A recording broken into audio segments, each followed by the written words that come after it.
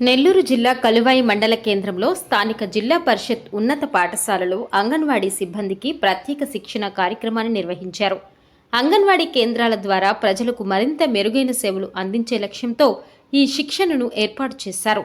ఈ కార్యక్రమానికి రీసోర్స్ పర్సన్లుగా విచ్చేసిన సుధాకర్, రాజేశ్వరి, రాజ్యలక్ష్మిలు అంగన్వాడీ కార్యకర్తలకు పలు ముఖ్యమైన అంశాలపై అవగాహన కల్పించారు.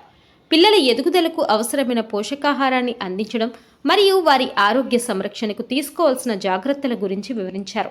అంతేకాకుండా అంగన్వాడీ కేంద్రాల్లో చిన్నారులకు ఆటపాటలతో కూడిన నాణ్యమైన ప్రీస్కూల్ విద్యను అందించాలని సూచించారు.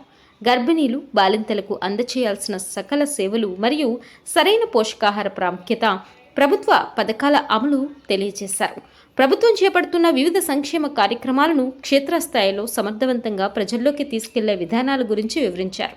ఈ సందర్భంగా రీసోర్స్ పర్సన్లు మాట్లాడుతూ అంగన్వాడీ సిబ్బంది తమకు కేటాయించిన బాధ్యతలను నిబద్ధతతో సమర్థవంతంగా నిర్వహించాలని సూచించారు.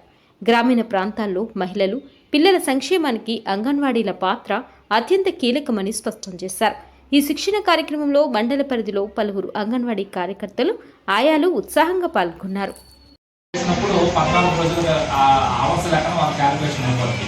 ఆ విధంగా సంవత్సరానికి 2 విడతల్లో, అంటే ఒక విడత 20 రోజులు, రెండో విడత ఇంకొక 20 రోజులు, ఆ విధంగా 40 రోజులు, 3 సంవత్సరాల కలిసి 120 రోజుల లెక్కన మనం ఆ యొక్క ట్రైనింగ్ పూర్తి చేయాలి.